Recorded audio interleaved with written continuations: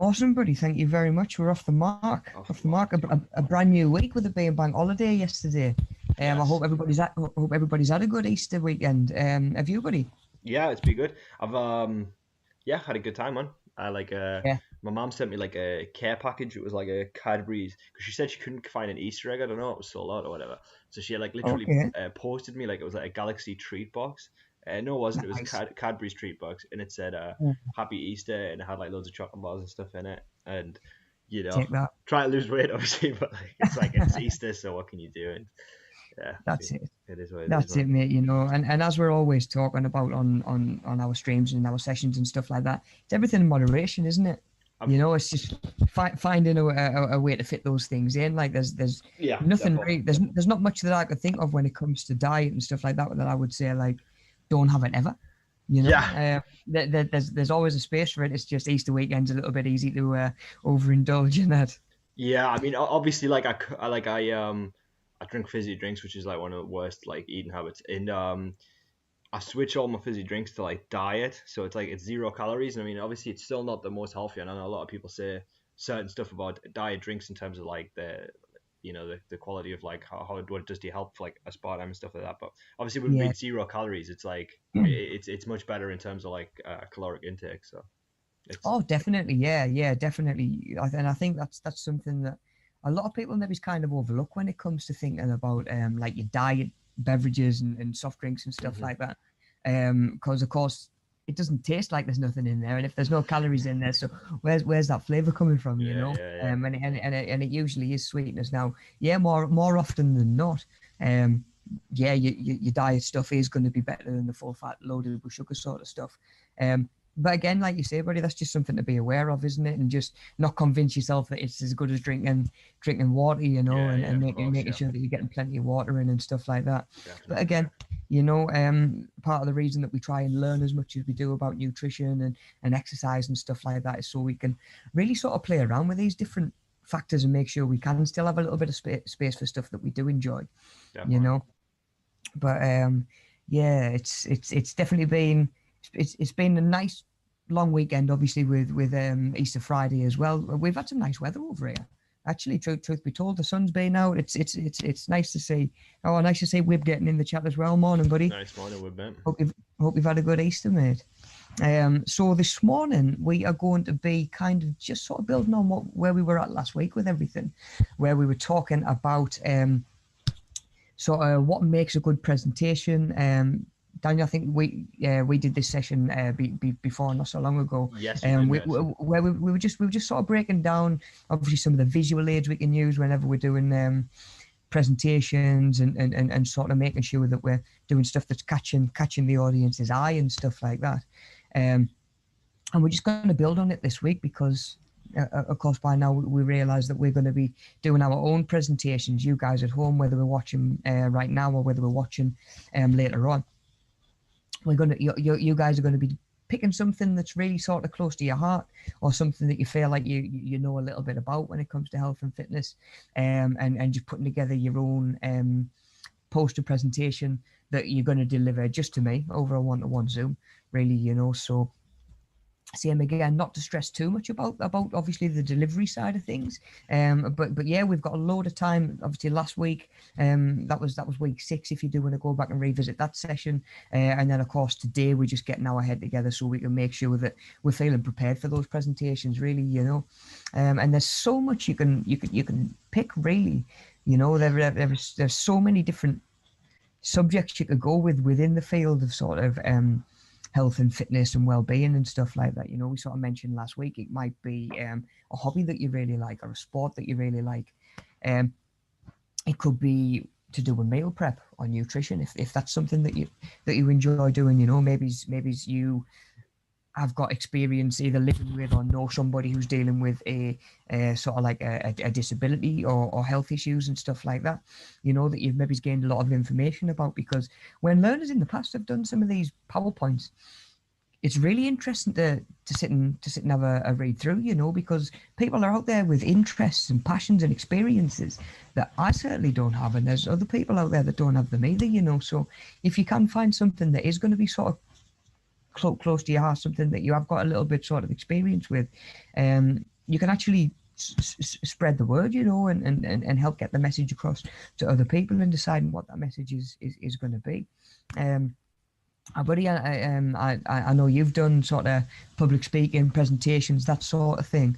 Am I probably right in thinking that it's majority probably being done through sort of electronic sort of mediums, sort of like PowerPoint and That's stuff it. like Yeah, that? primarily PowerPoint, buddy. That's the one. And Yeah, I generally think like when you have got a PowerPoint that kind of guide you, it can help so much because you're never really going to get too lost off because you've always got like a big massive screen with exactly what you want to talk about on. And whatever you do feel a bit intense, you can kind of just look at it. It's like take a minute. But so yeah, it's yeah.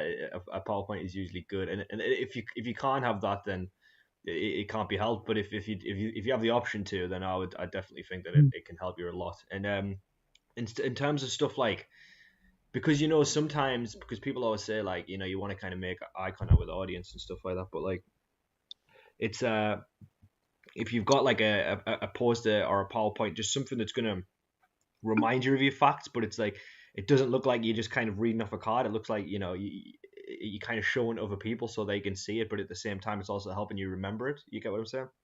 Yeah, definitely. It's almost like you have like little like sort of anchor points as well, can't you? Where you'll just sort of know where the end of this paragraph, like that, because that when I delivered a speech at my sister's wedding, that was the way I did it. I remembered the last paragraph.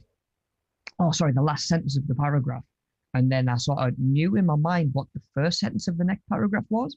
Just sort of paired them up like that, and it just helped me roll into the next paragraph a lot easier. Exactly. But like Daniel's saying, there will be times where you do lose sort of sort of like your focus or your train of thought, and that was where we sort of mentioned last week. Can you have even like Daniel mentioned there, have you got cue cards handy? That maybe hasn't got all the information on, then you're not going to be able to take your eyes off the fear of losing your place. But can I have maybe just a couple of bullet points on there? Just to sort of keep you right, even if it's just a case of you guys have probably noticed some of the weeks there'll just be a couple of bullet points on each of the slides, and then obviously I'll sort of elaborate a little bit more as we're sort of going through the session. If that slide just flashed up and it was like, oh, nutrition, and I didn't know what necessarily I was talking about when it came to nutrition for that point, it'd be so easy to sort of lose your place and sort of forget where you are, maybe lose the engagement of the audience a little bit. So yeah, it's obviously repetition's handy in practice, when it comes to actually delivering the your presentation, whatever it's going to be. But there's absolutely no harm at all in just taking a second, getting your breath, recomposing yourself. Course, Maybe yeah. Disguise it with a drink of water if you've got a bottle of water on hand, or maybe you take it deliberately with you to make sure that you have.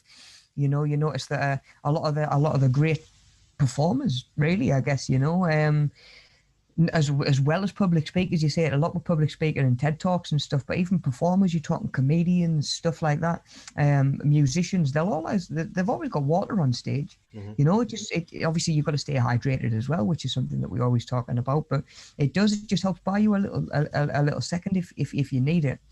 But again, at the end of the day, it's a presentation that you've put together. Nobody knows it better than you, really, So even if it is just a little case of you've got to look away from the audience, look at your poster, you can even plan that into your presentation, If you are using a physical sort of copy for a presentation, you can look away from the audience and be like, oh, looking at this section here, and say, oh, we can see that meal prep is really kind on the budget because of X, X, X, and X, and just sort of breaking it down like that. So there's a lot of stuff we can do before it actually comes to delivering the presentation as well. And again, we sort of mentioned on it last week, but just have a sort of we'll have a bit of a recap before we sort of move on to looking at the content of some of these presentations. Gaz is in the chat. Morning, Gaz. Glad to have you in.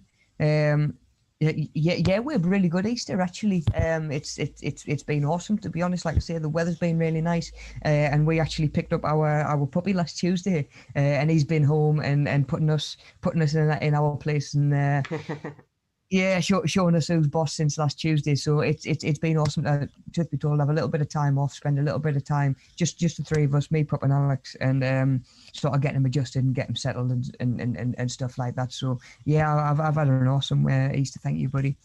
I hope you have as well, guys. Yeah, I saw Gary in the Cool. chat. Good to see you, Gary, mate. Spot on, cool. Right, so Daniel, just off the top of your head, just to pick your brains, when it comes to obviously we've got the content of the presentation, yeah, which is obviously going to be important.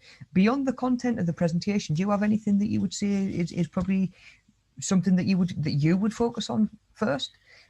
Would it be necessarily sort of like repetition and making sure you know it like the back of your hand, or is your focus on sort of your physical appearance and making sure that you're getting the message across? Yeah, I think that it depends on the context, you know. So I feel like obviously different presentations are going to suit different occasions, you know. So I think that if you're trying to kind of you know, if you from my background, if you're doing something like, you know, you're trying to get a film idea across, if you look too formal, it might give off the wrong impression. Because if you're trying to sell something creative and you look like you know, you're trying to you know, you're going straight to a business meeting, it might just look a bit odd even. But like the opposite side of that coin is if you are trying to sell something and you're in like a corporate kind of meeting, then, you know, the smarter might be better, because if they're trying to trust you, you know, they think that your appearance is going to be quite important to them. So it depends on the context in terms of appearance. But in terms of like preparation, I would definitely say, yeah, just what I do, it is ridiculous as it sounds, but it's always worked, is say it out loud. Sometimes, right, like I think a lot of people prepare for stuff, they'll just read it in their head. So like they'll read it in the mind over and over again, but then when they come to actually say it, like the words they've actually never said those words out loud. And then when they start to say it out loud, like from experience, when I've said it out loud, you realize you're stumbling over a word where in your mind, when you read it fine, but you never said it out loud, so you don't know how it sounds coming out of your mouth. So it's definitely good to practice out loud. So even just read it out loud or practice in the mirror. And one thing I do, which I've done with all stuff like that, which I've done with like language learning and stuff as well, is you learn it, like look at it, take it away, then think about how much you can recollect of it, and then do it again, and then literally you could do that with a whole piece. So you can start with like a slide at a time. You can start like, right, okay, then I'll take the laptop away, okay, and then what's in this slide again, and then you can start to say it out loud, and then you can do that like slide by slide, and then try and do it with the whole thing. Like at the end of the day, don't worry if you can't memorize the whole thing, because you don't need to, because it's still going to be there when you do the presentation, whether that's a poster or PowerPoint. You know, you're still going to have it there. So just as long as you can kind of, you know, have some sort of like, you know, memorization of what's going to be where, it'll help probably like quite significantly. Yeah, and I think that helps as much with confidence as much as anything else. You know, if you feel more confident that you know what you're talking about, and sort of feel more prepared to deliver whatever presentation it is, that definitely comes across in your stance, in your body language, probably in your voice as well. You know, you may be projecting your voice a little bit more. So again, it's not necessarily like you say, just knowing that you've memorized it so you could do it without it. It's just being so confident in what it is that you've got to say that you can get up with a little bit less nerves, you know, because I've never loved public speaking. I don't know anybody who absolutely lives for it, you know what I mean? And like I say, what helped me deliver that best man speech was I wrote it down, and then I did what you just said there, and I was reading it back, and then I thought, you know what, it would help to speak this out loud. I realized I wanted to time it as well, you know, because your timing is going to be quite important. Exactly. Again, context is always going to come into place. You know, is it something that you want to try and get your point across in a couple of minutes, or you're planning on spending sort of a little bit longer than that on it, being aware that you've got to try and keep the audience engaged at the same time as well. So yeah, I wanted to be able to time it and make sure that I knew how long I was going to be talking for. And at the same time, like you say, buddy, it just helps you get used to the words coming out your mouth. you get to the point where, again, you'll hear the end of one sentence and you'll know where the next one goes, just because you've got the audio sort of repetitions in there as well to sort of back that up a little bit. And it got to the point where I would actually set me audio recorder away on my phone. Again, to help time as much as anything. I would record the whole speech, trying to use it as me cue cards as little as possible, and then I would listen to it back to actually see how it sounded from the other point of view, you know, or maybe from the audience's point of view. Do pauses work where you feel like they work, or you know, could you just roll into that next sentence, and all of that sort of thing. So yeah, just hearing it back, you know, I feel like definitely helped just in terms of my confidence getting up there. You know, whether it actually helped me deliver the presentation any better in terms of not stumbling on words and stuff like that, couldn't really tell you, but it certainly helped me feel more confident getting up there. And of course, if you feel confident, or you can even just pretend to feel confident, you know, and you can project that you're feeling confident, the audience picks up on that as well. So say, okay, this person's got something to say that I'm going to buy into. 100%, man. Yeah, totally. You see that in sports a lot, especially American football. I don't know if you've ever seen. Something comes to mind is Ray Lewis, who was a defensive linebacker for the Baltimore Ravens, but he would do these things where they would huddle. He'd get the defensive team out and they'd huddle, and he'd do like a big speech about how they're gonna like just destroy the other team and that. And you see that a lot in American football, where like the captain of the team will kind of huddle them together and they'll say like, "Listen, we're going to do this," and just kind of motivate them. And I mean, that's a form of public speaking in itself, really. And you see that in the locker room. You know, basketballers do that as well. Yeah, like, yeah. You know, like the coach will do stuff like that, where they just like kind of pump the team up and give them like a pep talk. Yeah. Yeah, it's like you say, it's context at the right time, isn't it? You know, yeah, exactly. We sort of talked about context a little bit last week, and why we might need presentations and when we might be asked to deliver them. You know, and there are some that are a little bit more obvious and stand out a little bit more. You know, be it maybe it's a job interview that you've got to present something for, or maybe it's a sales pitch or something like that. You know, or maybe you are just trying to share information about something that you're really sort of passionate about in a more engaging format than just sitting there and talking to somebody about it for however long, you know. But then you've got presentations that, like you say, buddy, are there to motivate, you know, as well as to inform and stuff like that. So context is always really important. So exactly. Obviously, as you guys are starting to plan and think about what you're going to do, your presentation, or they're starting to put it together, of course, whenever I'm saying know your audience, you know, that's always going to be a massive part of how your presentation looks in the end. Who's it targeted as? Just remember, your audience is me, really. You know, you're not going to be delivering this into a hall full of people or even a classroom full of people. It's just going to be a one-to-one call. So again, just pick something that you're sort of confident and comfortable sitting and talking about. You know.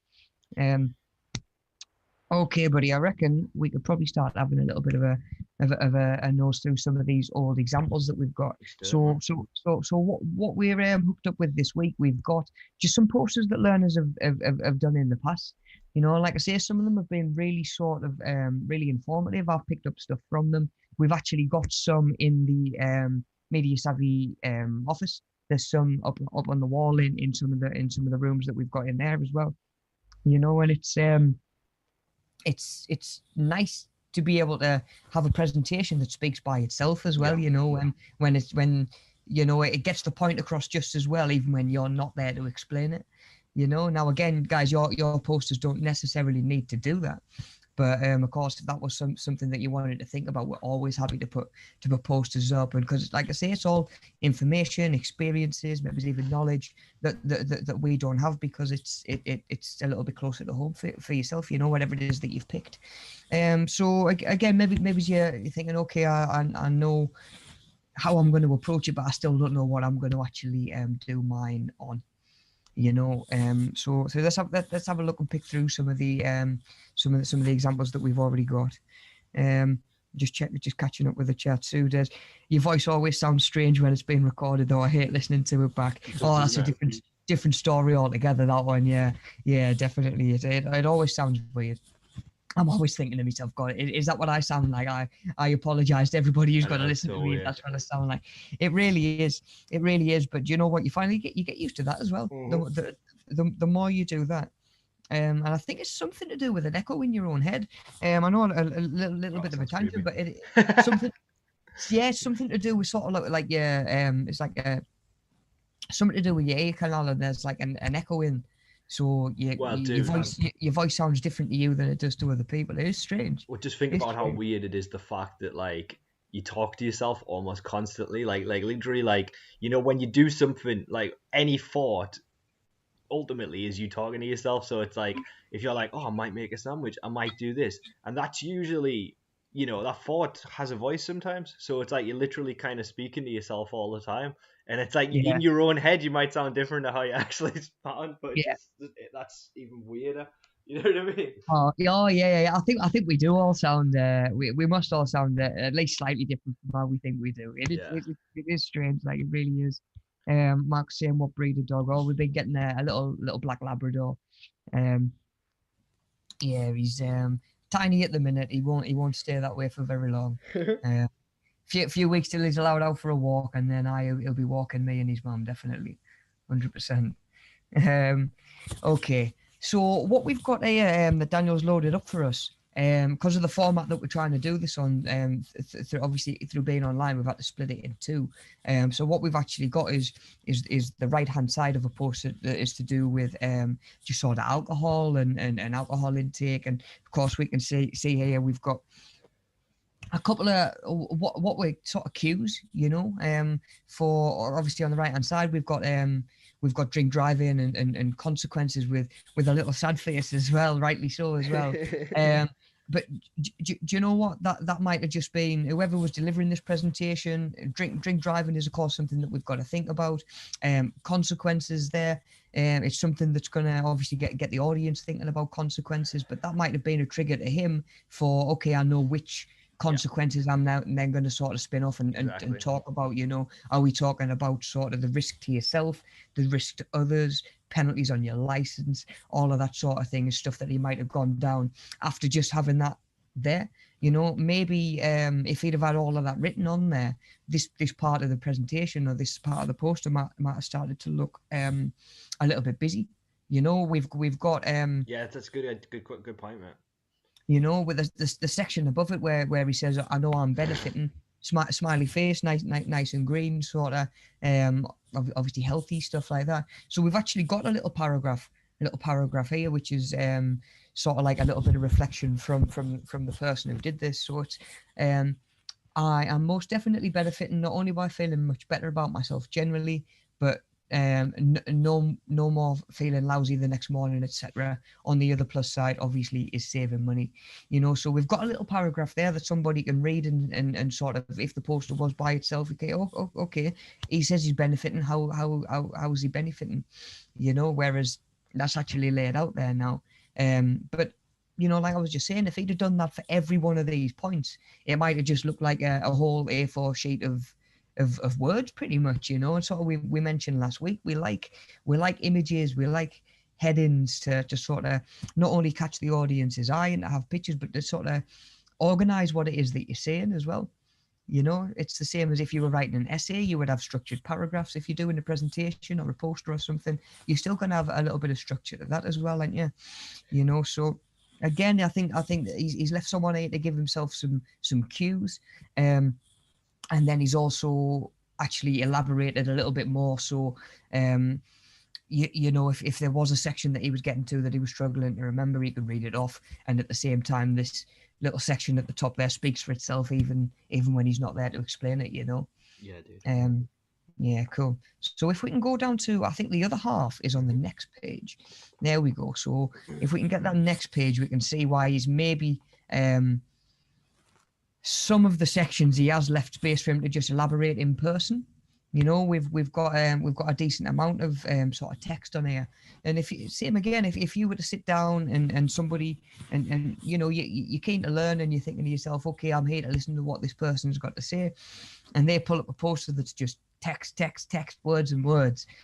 immediately straight away. I mean, I've done it, buddy. I don't know if you've ever been to a seminar or something, or the one that I use is the business course that we got sent on as part of our level 3 personal trainer course, because obviously it was with the aim of being self-employed. They actually included a business course. So I travelled all the way to London, got my car wrote off in the process, actually. Travelled all the way to London. Yeah, 4-car pile up on the way down to London. No Luckily, way, dude. yeah. Luckily, it was What? drivable.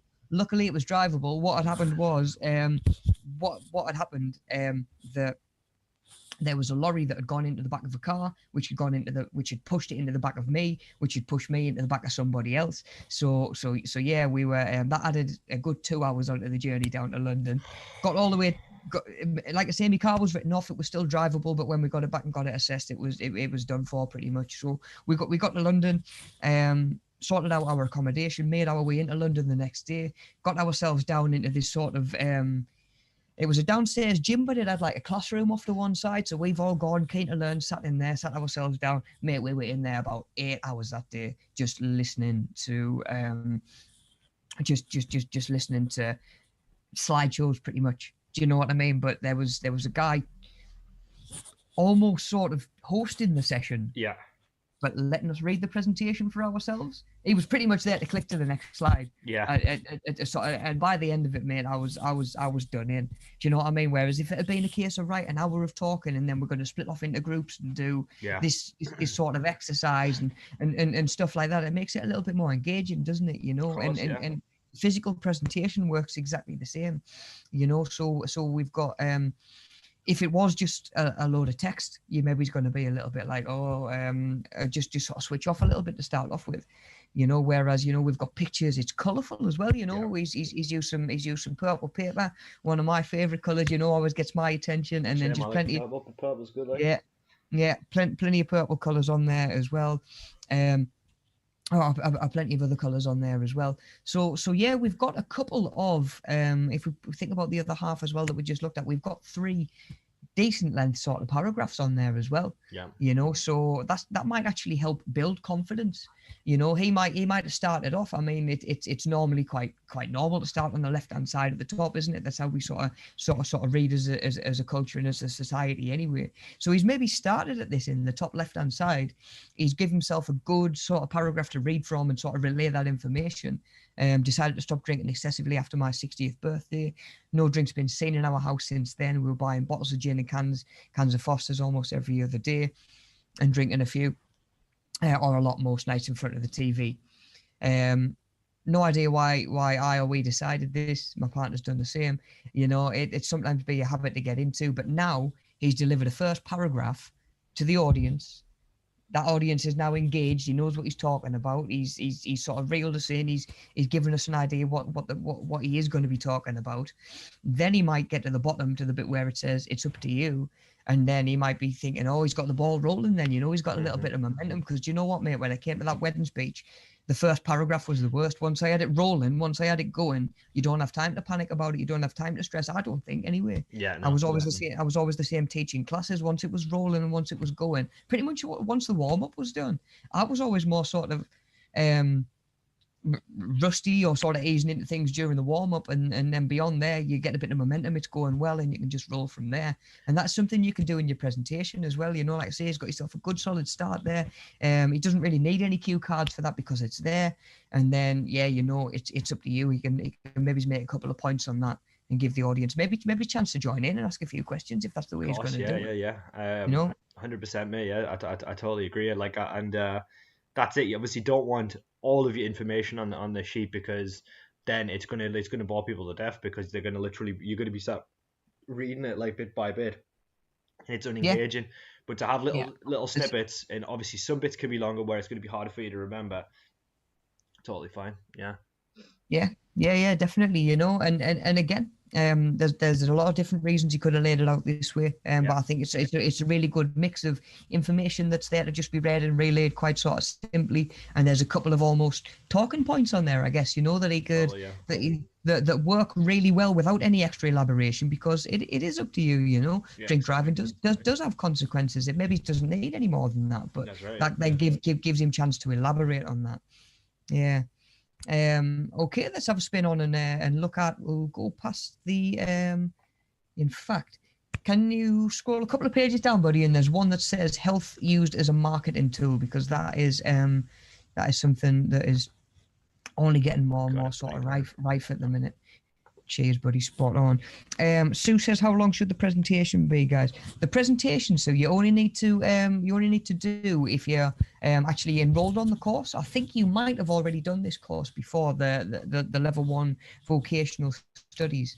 I'll check with Mel.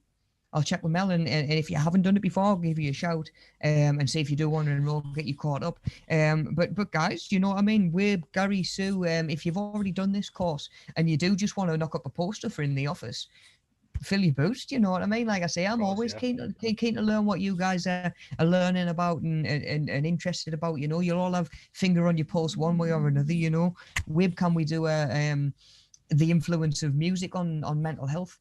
You know, that sort of thing. You know, and sort of taking a little bit of time to relax, sort of with music, either playing it, enjoying it, that sort of thing. You know, there's all sorts that we can that we can do out there. You know, but yeah, only be thinking about putting the presentation together to deliver to me if you're enrolled on the course. And if you're not sure if you're enrolled or can be enrolled, just drop me an email or give me a shout, and I'll double check that and make sure everybody that wants to be on it is on it, definitely.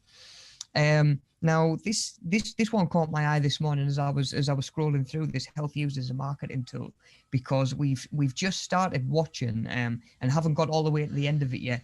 Seaspiracy that's just gone on Netflix. Right. Okay. It's all to do with how overfishing and the fishing industry in itself is essentially wrecking the sea. It's wrecking the oceans, contributing to climate change. Okay. And we've got like I say, we haven't finished it up yet, but the guy who's been doing a little bit of digging on it, it was really really interesting yesterday. He was chasing down a company that produce tuna and sell tuna, and the company is called Dolphin Safe Tuna. Yeah, implying, you know, no dolphins get caught in our nets. It's done in dolphin-free areas. Yeah. You know, we're not killing and wrongfully catching millions of dolphins every year. That's what that implies. It does.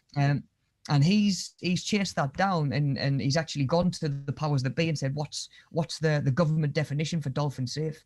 And there isn't anything, you know. It turned out that the only thing that they were doing to protect those waters, and some of the waters around the world that are down as being protected are actually only protected in the sense that you can't kayak on them. There's no fishing, and there's no oil drilling sort of like fracking. Guidelines in place. Yeah. There's none of that, and it's all just misleading marketing. You know, it really is. It's absolutely insane.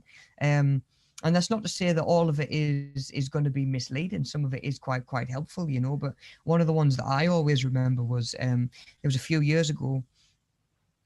Probably more now, to be honest. Lucozade started doing a product called Lucozade Light. Yes. Light was spelled Lite, which again doesn't actually have to stand for anything as of sort of government guidelines. Light doesn't have to stand for anything. And the way they were doing it was trying to make it sound as though it was lower in calories and had less stuff in it, when really the light just referred to the color of the bottle. It was a white bottle. So crazy. And people are buying it almost like a better or a healthy option. And what do we sometimes do with a healthy option? We might sort of overindulge in it, you know. Exactly. Do you know what I mean? You might go and have more of it, which is sometimes obviously going to end up going the other way. And you might have been better off just buying a product, knowing what's in it, and thinking, oh, do you know what? I'll just have the one, rather than thinking to yourself, yeah, this is good for us. I'll have 4 or 5. Coca-Cola did a similar thing. I mean, I don't know if that was, but I mean, that Coca-Cola Light. I'm not sure if you remember a few years ago. It was a green can, and then it was like Coca-Cola Light. It wasn't like Diet Coke, but it was. I do remember a green can. Yeah, I can't remember what. You know what it is though. Like I think it was just literally a different like branded version of Diet Coke, but like so obviously it is still a diet drink, but it was just literally like a different branded version of it, and it's like and Yeah, it was green, like a light green, so it looked like health. You associate health with green, right? that was So probably it. it's That kind was of the probably it, to be honest. yeah, Yeah. it's really weird the way stuff works like that. But just quickly speaking of what you're saying about that documentary you're watching, I'm not sure if you watched The Cove like a few years ago. No, we haven't done the Cove. The Cove was No, I don't think won so. it won a bunch of awards, right? And I wouldn't be surprised if this tuna company adopted that name after the Cove came out because it was about like how many dolphins were getting killed and stuff like that, and like the fishing trade and how many dolphins were suffering because of that. So I think that that was really popular, and that I don't know if it would be interesting to know if that was after that because it won a load of awards and stuff like that. So I'm interested if they picked that name afterwards because it got a lot of attention to the fact that that was going on. So, but yeah, it was interesting on the Cove. I remember I watched it as when I was at uni as part of like a film thing. It was good. Um, I'm guessing Rob has crashed there. I thought he had his head down for like a really long time. I think he might have just crashed a little bit. Um, give him a second to see if he comes back, guys, and then we'll maybe just come to a little bit of a break screen. Yeah, he's gone off there. So, cool. He'll be back in like 2 seconds, guys. If you've watched enough of these sessions, you know that yeah, there. Sorry, guys, laptop froze. No worries at all. We'll just wait for Rob to get back on. Obviously, that happens from time to time. It's something that can't really be helped.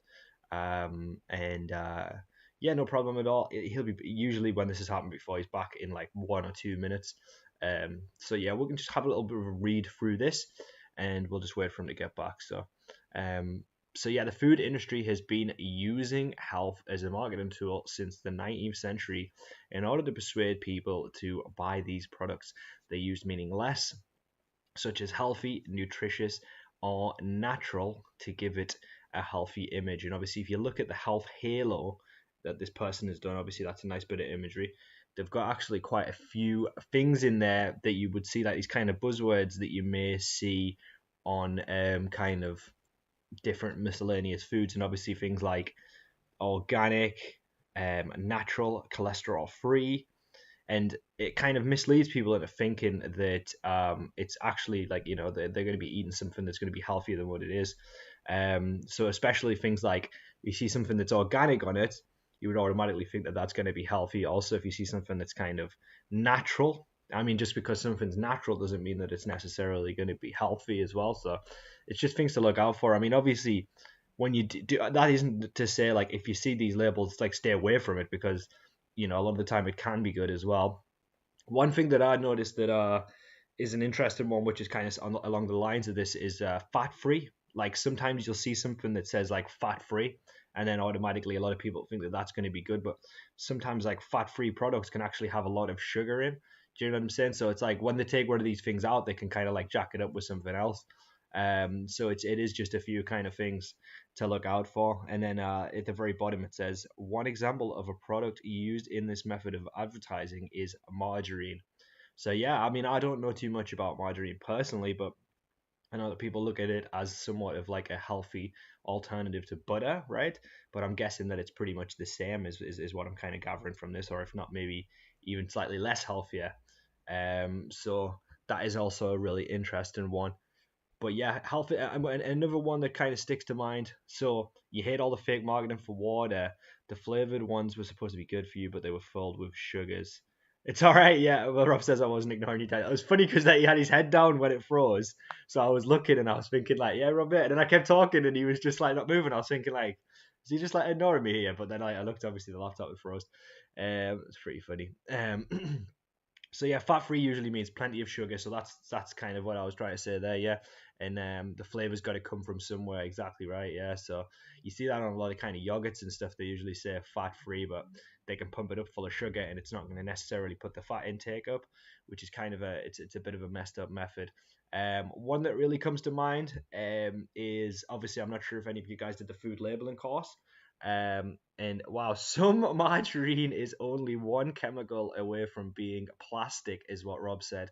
That sounds absolutely crazy. And the fact that, you could be putting that in your body when it could potentially be really, really, really unhealthy for you. It's a quite worrying thought, really, isn't it? But yes, so kind of pretty crazy stuff, to be honest. And yes, so as I was saying, yeah, one that really comes to mind if you've done the food labeling course is, I think they're called Eat Natural bars. And basically, it is like a bar that's made up. I think they're called Go Natural or Eat Natural, and it's like a breakfast bar.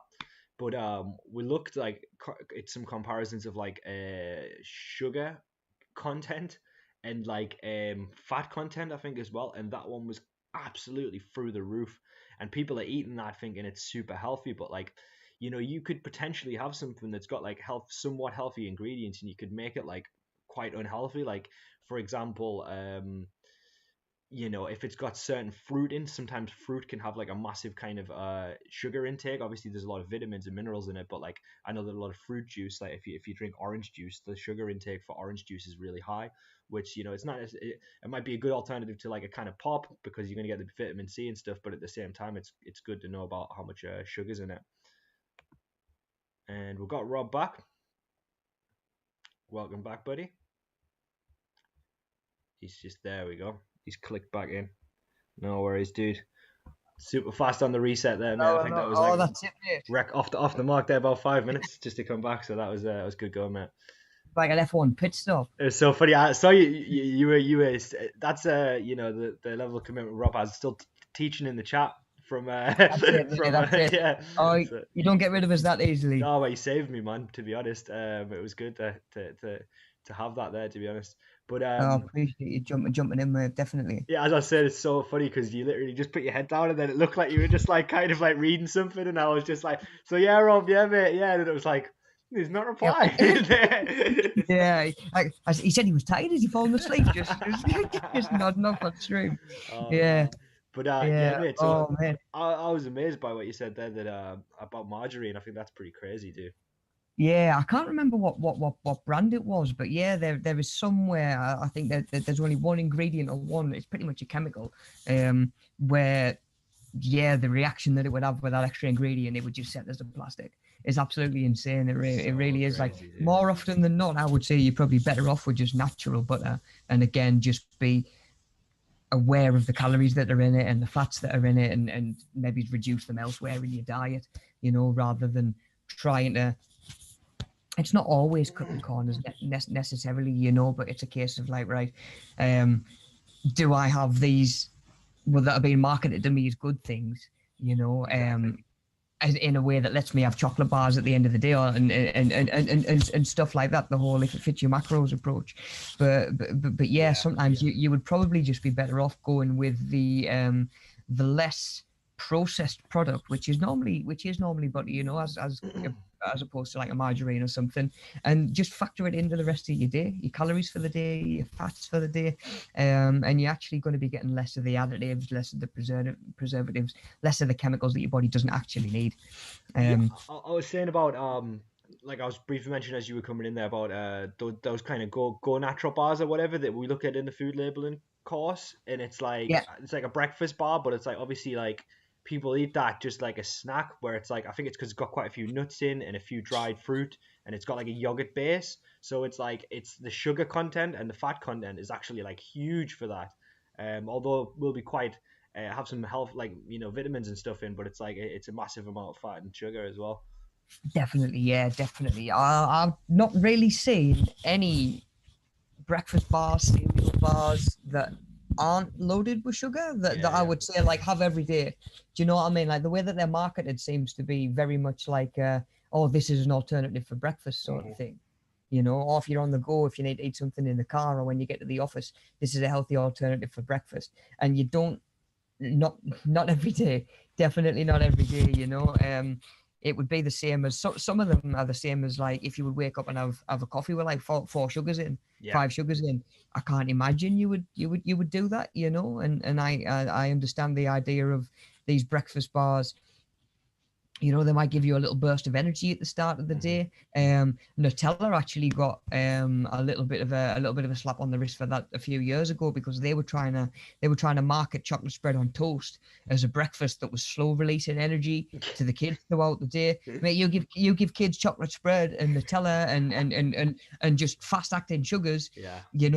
It doesn't get them to dinner time. They're crashing and they've got sugar headaches by 10 o'clock in the morning. Oh my bad. And we're trying to get them to focus in school and learn and stuff like that. And it's exactly the same with us. If we wake up at 7, 8 o'clock, whatever time it is, jam a breakfast bar in us, it's gonna kickstart your system. It's probably not gonna fill you up very much, given that some of them are marketed as like 90 or 100 calorie bars. You have the sugar spike, you come down from the other side. What do? It's another 2 hours till dinner. You grab another one. Yeah. It's so easy to do. It really is. Where normally, like, you might get the same amount. You might actually get less sugar and better sugars, more natural sugars in a banana. Yeah. Wake up and have an apple. Wake up and have a pear. Whatever fruit you like. It's gonna serve you for a better breakfast than a processed cereal bar. Definitely. I think even cereal in general. I remember when we did the food labeling course, like just looking at like the content of sugar in like in cereal is through the roof. Yeah, even fruit and fiber, Kellogg's fruit and fiber, which is it's got obviously grapes, raisins on the front of the packaging. It's sold as a healthy breakfast, and you realize when you put it up next to the traffic color chart, you realize it's actually high in sugar per 100 grams. Yeah. And with breakfast it's so easy as well, and with cereals and stuff like that, it's so easy to have more than the serving amount as well. It might say 40 grams of this granola is going to be 20 grams of sugar, and you might think, that's not that bad or whatever.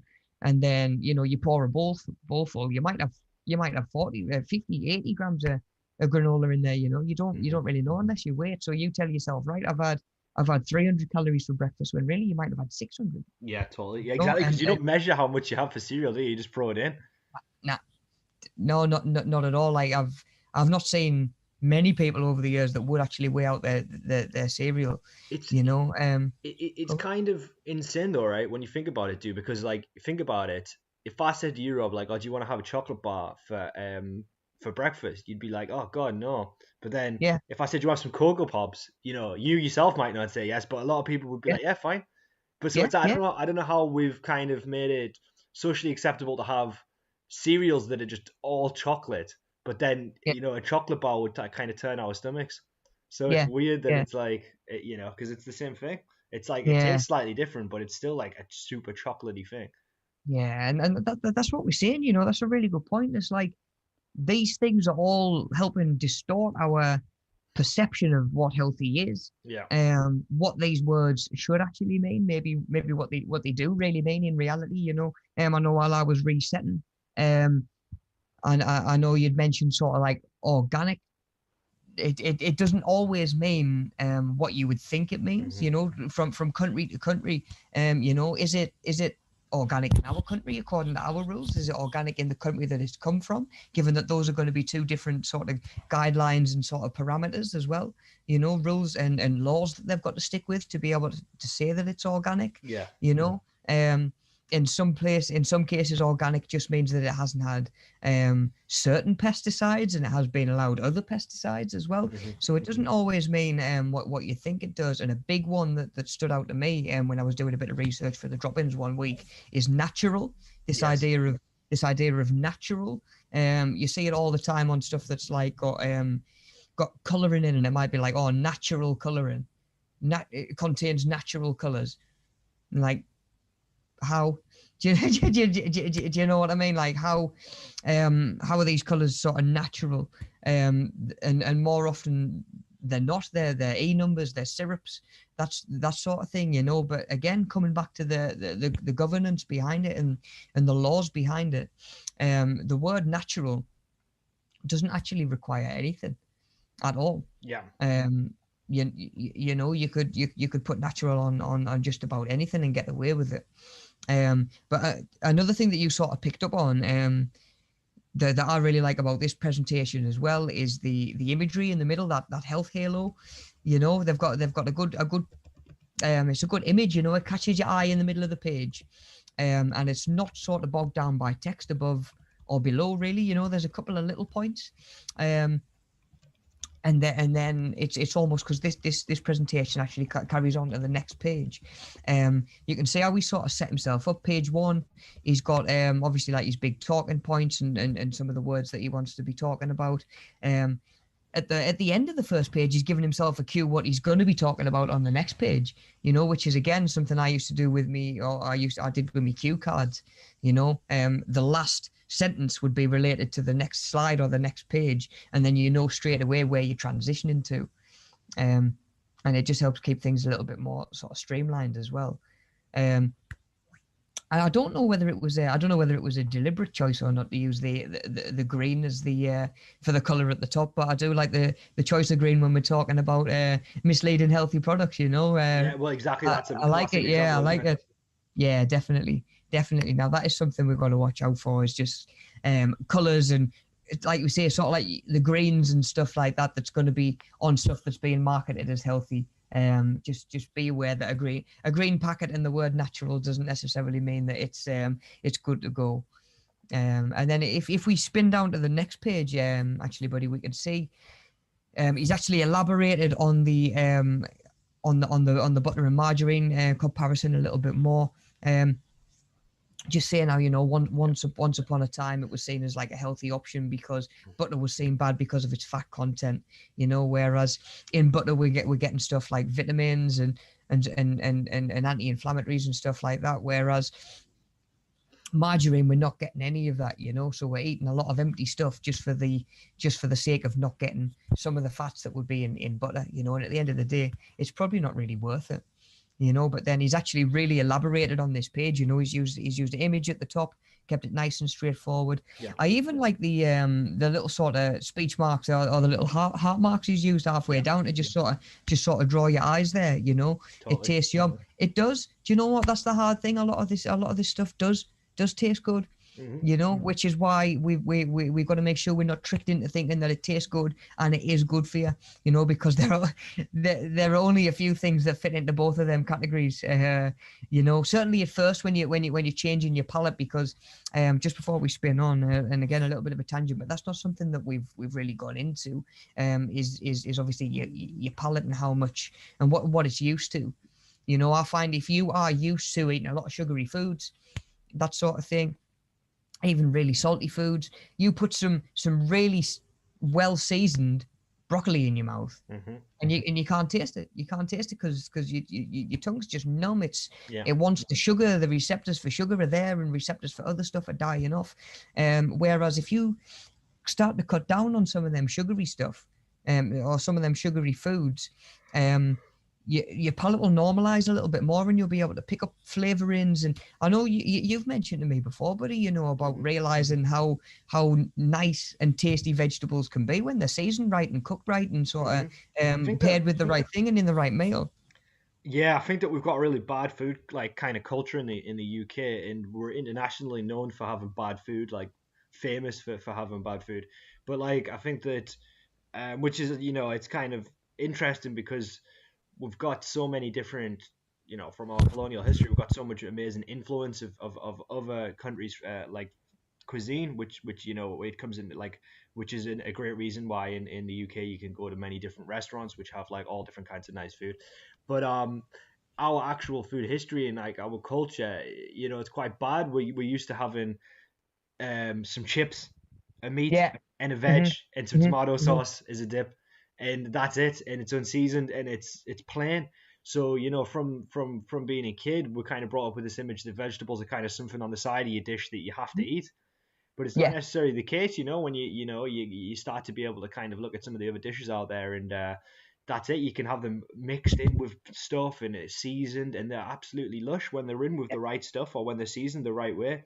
And it's just kind of being able to kind of like, you think you can have like an illusion that vegetables are horrible because you've only ever had them that way, where once you start to actually have them prepared right or seasoned right, you can see how delicious they actually can be. Yeah, and they are going to taste bland if your tongue and your palate is used to fruit pastels, Smarties, like all of that sort of thing. You know, how's broccoli gonna really sort of sell itself when that's what your body's used to. Yeah. Unfortunately, broccoli's that much better for you. Now, like, truth be told, mate, when I realised how good broccoli was for you, I wasn't eating it at all. Like, I was always a little bit fussy with my veg growing up, and I'm still fussy with some veg now. Yeah. When I realised how sort of it's sort of cut and dry really, and how good broccoli is for you, you know, as a food, sort of iron, even protein, you know, for a vegetable, it's got quite a high protein content as well. Vitamins, minerals, stuff like that. And I started mixing it into like my mash on my Sunday dinner just to get it in us.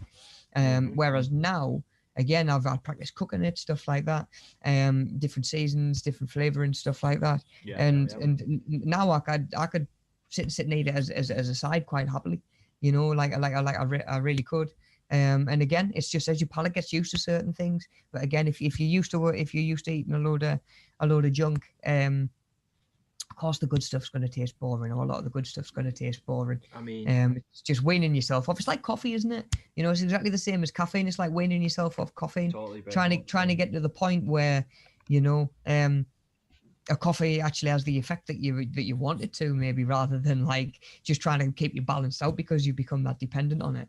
You know, the less coffee you drink, the more receptive and more responsive you are to a cup of coffee. 100%. You know, and this exactly the same with sugar as well. Okay, cool. So let's see what other presentations did we have to look at. So we had which one was it? Mental health. Let's have a look at. Did you get the one that said mental health on it, buddy? Let's have a look, bud. Because mental health's a big one, especially at the minute, especially over the last. Can't even say the last year anymore. We're over a year. The last 13 months. Mental health's been such a focus and has needed to be such a big focus. You know, as we're going through lockdown and through COVID and stuff like that. Now, this poster I really liked. You know, it doesn't. Okay, I think are you on the next one down on that presentation? Right. Yes. This is on that folder. Different okay. file. Yeah. Sorry, buddy. Got you. Sorry, no worries, man. Okay. Yes, this one, mental health. Yep. Yeah. Cool. So yeah, just it's not an overwhelming poster. There's not a load of information on there. But at the same time, it's colourful. It catches your eye. It's really bang on, mate. Cool. Yeah, it's really nice. It's really obvious what it's going to be talking about. You know, there is a little bit in the top left hand corner. You know, which again this presentation has a couple of cue points that he could maybe elaborate on as he was delivering his presentation. And at the same time, he's got someone there to work on, and maybe he's come back to if he loses his place a little bit, you know. Same again, it seems like a lot of the posters that we've looked at have got like a decent amount of text to help the speaker or whoever's delivering it sort of get into the flow of things, get things moving, start off with a really good strong point and a really good strong paragraph, and then maybe time to just elaborate, go off on tangents from there. And again, maybe there's a little bit of question and answering as well. You know, so what have we got? I'm just trying to read that on the screen. So I promised myself I would not let exercise be the first thing to go by the wayside. Oh, spot on, mate. Cool, cheers. Go by the wayside when I got busy with the Girls season 5. So this is Lena Dunham, who I'm guessing was on TV. Here is why. It has helped me with my anxiety in ways I've never dreamed possible. To those struggling with anxiety, OCD, depression. I know it's mad annoying when people tell you to exercise. It took me about 16 medicated years to listen. I'm glad I did. I ain't about the ass, it's about the brain. Yeah, I like that. Yeah, I like that. It is your mental health is as important as your physical health. You know, I know I'm always here to talk about physical health and that side of things a little bit more, but they go hand in hand so much. You know, exercise is the least used antidepressant out there. You know, it really is. Be it your endorphins, help just making you feel good, that sense of accomplishment. You know, a little bit of progress in yourself, and of course, this poster being a couple of years old, was really sort of relevant to the guy on the right at the time. But you know, that picture itself just drives it home. You know, we mentioned last week we mentioned last week, you know, that a picture can say 1,000 words instead of a whole wall of text down the side saying, you know, people with depression might not always look that way and it might not always come across. He said, do you know what? Who hasn't heard of Robin Williams? And Exactly, man. you know, it's a terrible shame that somebody who brought so many laughs to so many people was suffering so much. And you know, you see his interviews, and you'd never guess. You would never guess this guy on the right hand side took his own life through depression. Yep. You know, and he's a household name. He was a family face. I grew up with him. You know, Same, I know yeah. that there's probably a generation above us that grew up with him as well. You know, be it what was it, Patch Adams, not Apocalypse Now, Good Morning Vietnam. That was the Flubber. one. He was. Flubber, yeah, That's the one I got him from. Flubber was quality. Jumanji, I picked him Jumanji, up. yeah, classic. Mrs. Yeah, Doubtfire. anything like that. He did the voice of the genie, irreplaceably, I would say, in Aladdin. Yeah, You yeah. know, I don't know if you've seen him, and then more like as I grew older, like Good Will Hunting. I don't know if you've seen him in that, but he's I haven't seen Good Will Hunting actually. quality in No, that, mate. I've seen some of his more emotional stuff. Yeah. But truth be told, it was stuff that I struggled to sit down and watch after he'd passed away. Yeah. Some of the more tear jerkers, I'm like, behave. Like I'm already upset enough, man. This icon's gone. I don't need that. But he was a worldwide known face, wasn't he? But like someone who'd always seemed so like upbeat and positive in his movies, and like you just so yeah, it's totally right. Yeah, and again, do you know what? If somebody on the off chance had been living on Mars and didn't know who Robin Williams was, you know, we've got it on there.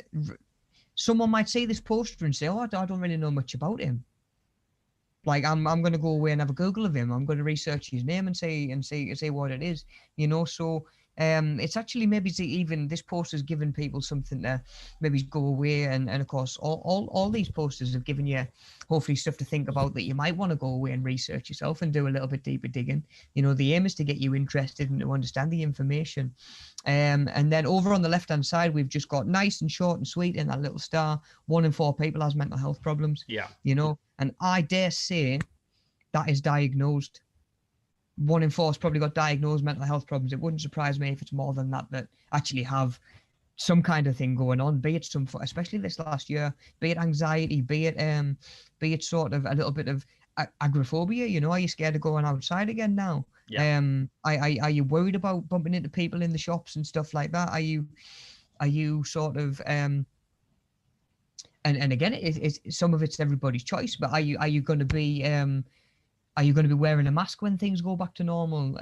When it's sort of not mandatory anymore, just for your own sort of Yeah. well-being. Socially, you know, our social lives have suffered over the last years. You know, some of us are more reclusive, maybe it's a little bit more susceptible to getting into these sort of spins and these down days and these bad cycles. You know, so that caught my eye straight away. 1 in 4 people. And again, it really gets you thinking that, like, it's so common. Do you know what I mean? It is so common, and just because, again, Robin Williams' face ties it up. Just because people aren't talking about it doesn't mean it's not happening and it's not going on. So yeah, I really enjoyed this poster. You know, I really liked it. It's just short and sweet, nice and straightforward.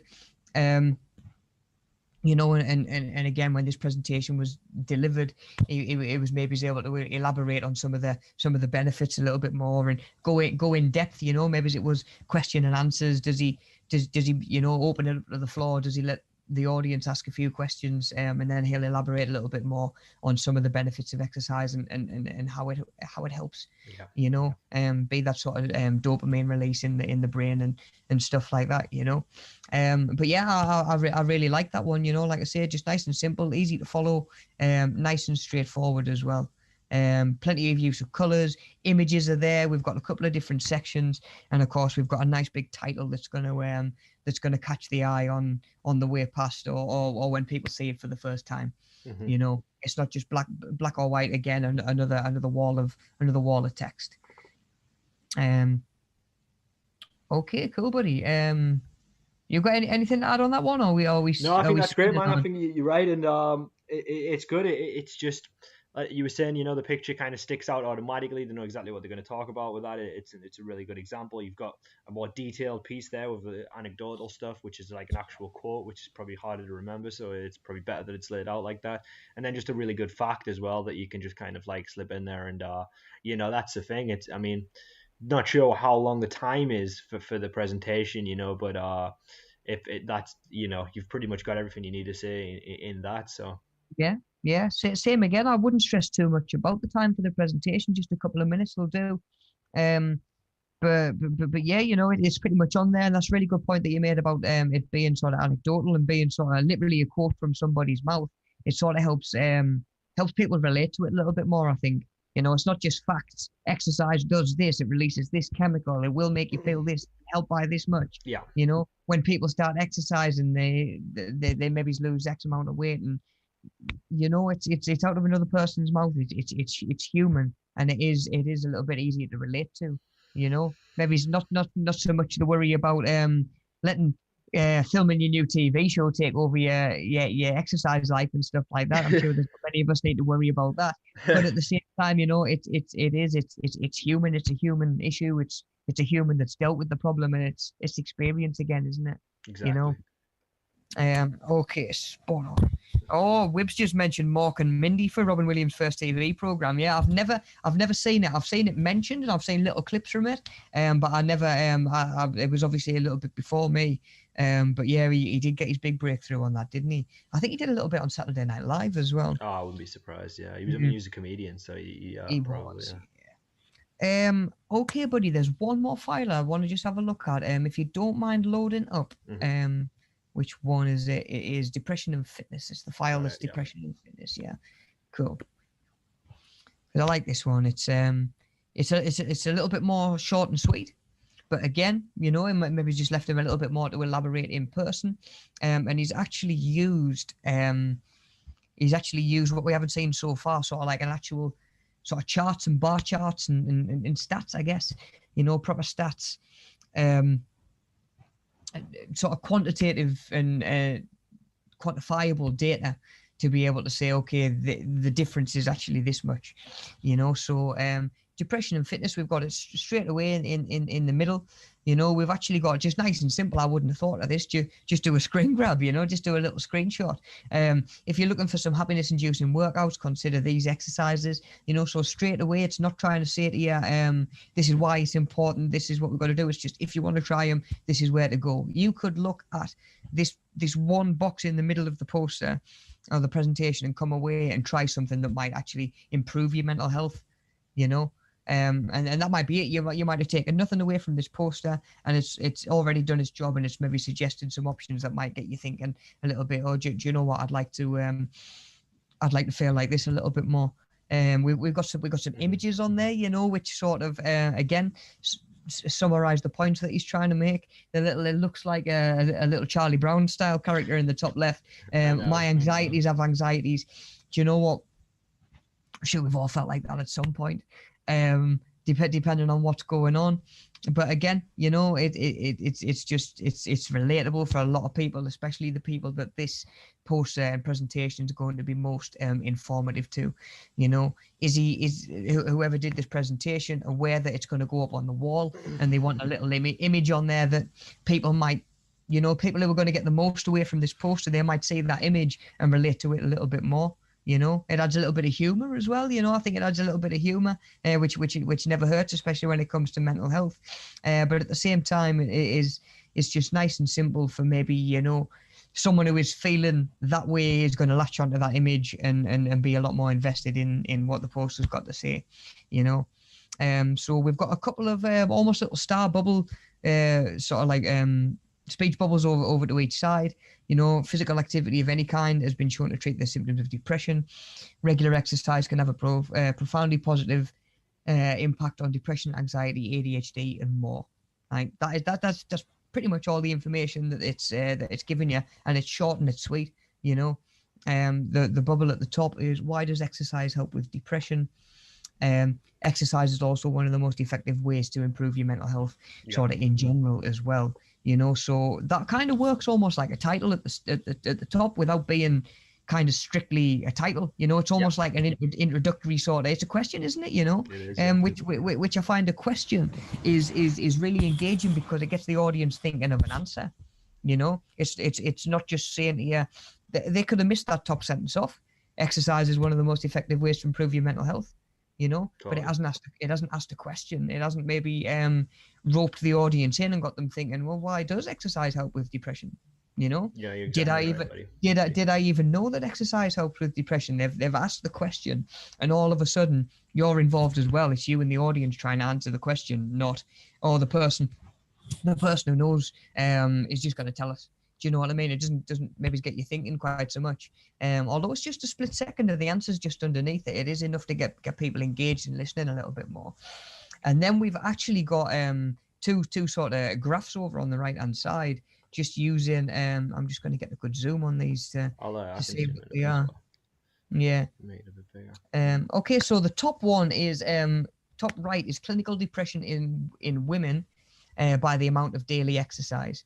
Yeah, so the number on the left hand side is how sort of anxious or how depressed they're feeling day to day, and then the minutes of exercise per day obviously runs along the bottom, and we can see from that chart straight away. This isn't a presentation that's just saying text and here's some information. Yeah. This is saying, look, we've got studies, we've got proof that actually prove and back up the facts that I'm trying to say, and those images come in and really do sort of back up. We can see that it's nearly a 50% drop, isn't it? Yeah, it is. Between sort of less than 10 minutes a day and over 90 minutes a day, it's nearly a 50% drop in experiencing depressive symptoms and stuff like that. And again, without a graph like that, or without a chart that really sort of backs things up, arguably, you could say that some of the facts that you're trying to get across are almost kind of still up for debate, aren't they? Mm-hmm. Because there might be someone that disagrees. Yeah. Maybe someone who, again, given that part of this poster is geared towards people that need it the most. Mm-hmm. How easy is it to just sort of, as someone who is suffering, experiencing depressive symptoms, how easy is it to sort of go into that little bit of a hole and just sort of ignore the fact that exercise is going to make a difference and exercise is going to help, whereas they might be dubious, they might be doubtful. Of course, when it comes to mental health issues, the issue in your head doesn't want you to fix it, if that makes any sense. Mm-hmm. It's almost got its own mind, it's almost got its own voice. So you might be haggling with that. Is exercise going to be is exercise actually going to be any good? Is this person, just trying to get me to be more fit and active, and it's not going to help with me depression and my mental health? Whereas now we've got, bam, there's a picture, is results of a study, and we can say, oh, okay, it's kind of, it's not up for debate anymore, is it? We've got the we've got the stats there as well. And then at the bottom of the or that one that you've pulled up there, buddy, we've got clinical depression in women by the amount of television viewing. So hours of television viewing per week. Again, the more we do, and the less active we are by extension, the more those depressive symptoms are coming up. Yeah. Again, which shows that it works both ways. More active, the score comes down. Less active, the score goes up. So you're actually getting it's a lot less of a coincidence now, because we've got information going both ways, and that picture just comes in. It's kind of like a full stop at the end, really, isn't it? Exactly. In terms of how disputable it is. So I think that was a really good one. So that presentation's got a lot of information in there and throwing a lot of information at us without throwing a lot of information at us at the same time. You wouldn't look at it and go, oh, where do I even start with this one?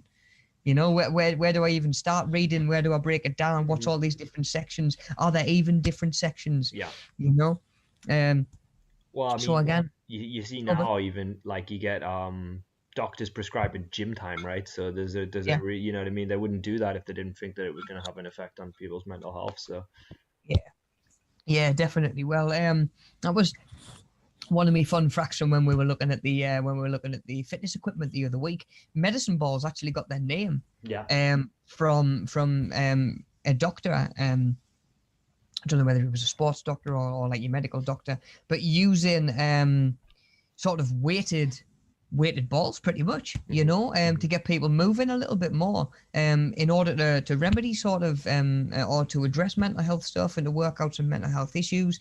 And the name just stuck. The name just stuck, and it applies to all forms of exercise, so finding something that you can enjoy takes the chore away. But it's kind of it's not just because of this poster, but it's not really up for debate anymore whether physical exercise helps mental health, because it's inevitable, it really does. And I think that's something that is going to be a big focus coming forward out of lockdown, post COVID, whenever it is and whenever it can be done safely. I think mental health and exercise are two things that are gonna take a lot of focus, and rightly so should take a lot of focus as well. Oh, 100%, mate, undoubtedly. And I mean, with it coming to summertime as well, it's easy to get out, and it's nice to have a bit of sun. It's perfect for it. Oh, it's been lovely, like for all I say, I've been up early the last few mornings with the pup. Do you know what? We've been in the garden, and the sun's been out by 8-9 o'clock, and it's just nice. It's nice to have a little bit of sun, a little bit of vitamin D as well, of course. Absolutely, 100%, man.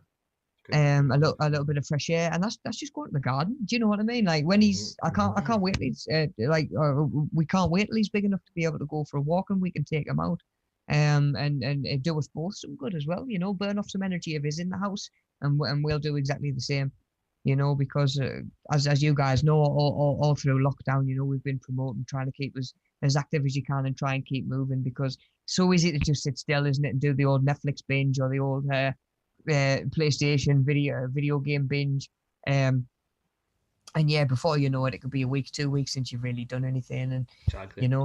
It's really easy to sort of get into cycles and stuff like that. So I do find it, like I say, it's undoubtable that it helps. But yeah, that poster got that across really well, I thought. Really nice and structured, really simple, laid out. That's the sort of poster I'd stop to read in the hallway, because it would catch your eye. If I was walking down the hallway, if I was in the classroom, in the office, I'd sit and read that, just because it's a case that, what's it going to take you 30 seconds to read, and you've learned something. Definitely. I mean, yeah, and exactly. It's snippy. It's got facts on it. It's got, some kind of little statistics and stuff, and some good images which are really relatable. So yeah, it's kind of definitely top tier. Yeah, spot on. Okay, but we'll look at one more. Then we'll look at one more before we wrap for the day, and have a look at the workbook, and get the fitness video queued away. So the last one, I don't know whether it's the LA Lakers in us that speaks out, but I'm loving the yellow and purple color scheme he's got going on the one underneath. Okay, yeah. I'll have a quick. You got the same one, buddy, yeah. Yeah. It's just underneath this one, yeah. It is, yeah. Same file. Just scroll down, yeah. That's it, yeah. Yeah, that's the yellow. That's the one, yeah. But it's bright, isn't it? It's bright, it's exciting, and you know what? It matches up really well with the title, or the first thing that caught my eye wasn't recovery through exercise. The first thing that caught my eye was stay inspired. Yeah, no, literally, that's actually quite interesting that you said that, because exactly the same for me. You do the same, did you? You say stay inspired first, yeah. Yeah, and of course we've got bright colours. It's motivational. It's enthusiastic. It is eye catching. And then you know what? We've got a couple of images and not much text at all. Again, there's room for it to be elaborated on. But what we've got down the left hand side, we've got a couple of images, and it's not just. I find this one has picked a really good choice of images, because it's trying to inspire, and I don't think the information and the graphs and the charts and stuff that we've just looked at do the same job to motivate and to inspire. No, you're right, mate, yeah. What might actually inspire is what these guys have gone with, and that is actual examples of exercises you can do, and you could be trying. You could come away from this, you could come away from looking at this poster, and you've got 3 exercises you could do potentially.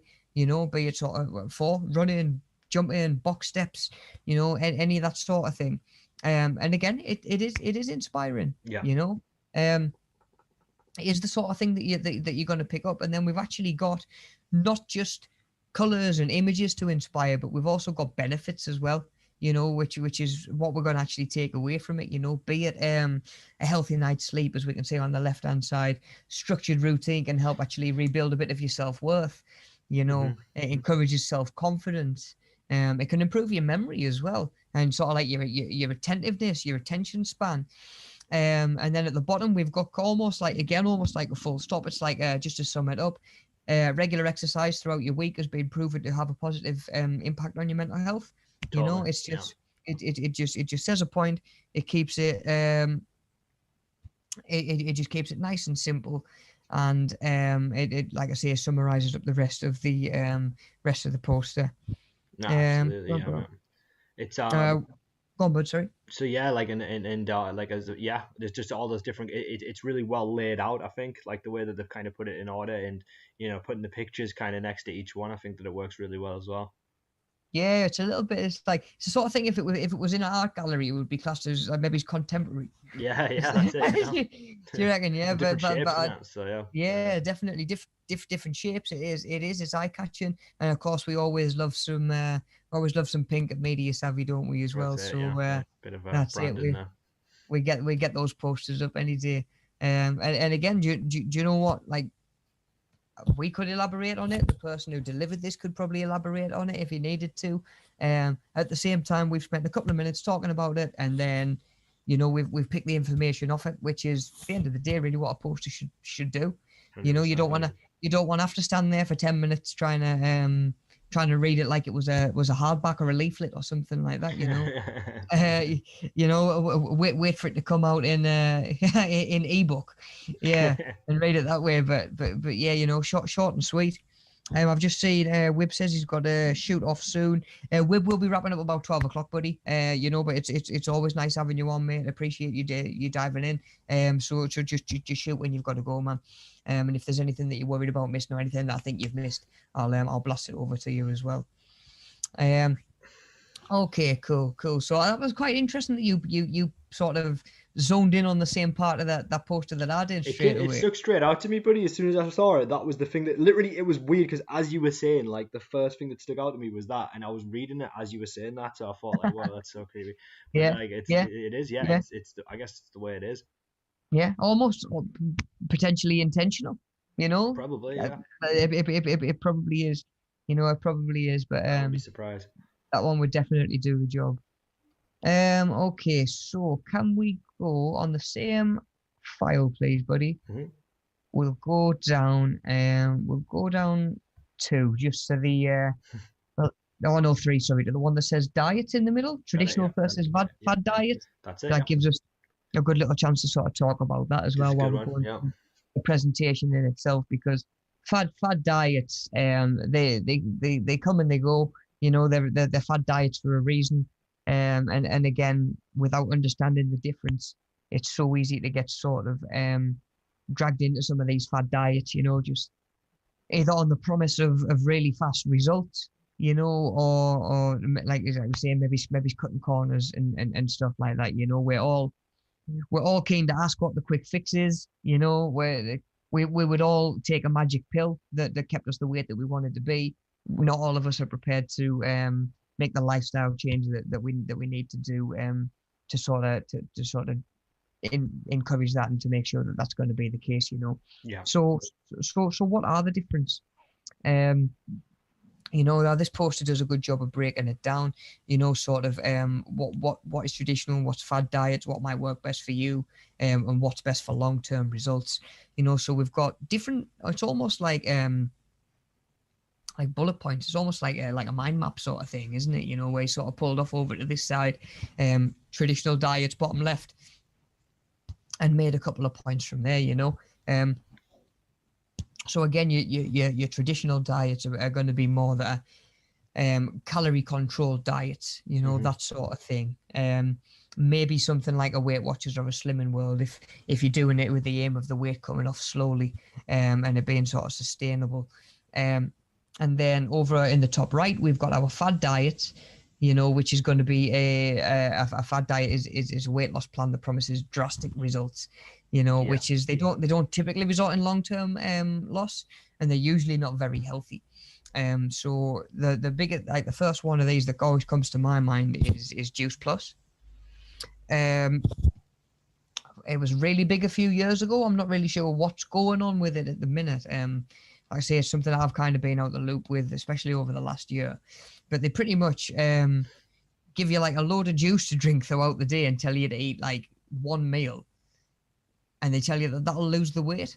It's like, well, yeah, of course it will. You've only eaten one meal. The I juice know. might not really have anything to do with it. If I give you an apple and say, only eat this apple every day, or a bag of apples, only eat one of these apples every day, and at the end of the week you've lost half a stone, the apples aren't magic. You know, they're not, Nah. they're not magic apples. You've just been in a calorie deficit. Yeah, Um, it's pretty crazy, isn't it? Like yeah, and you'll go, bud.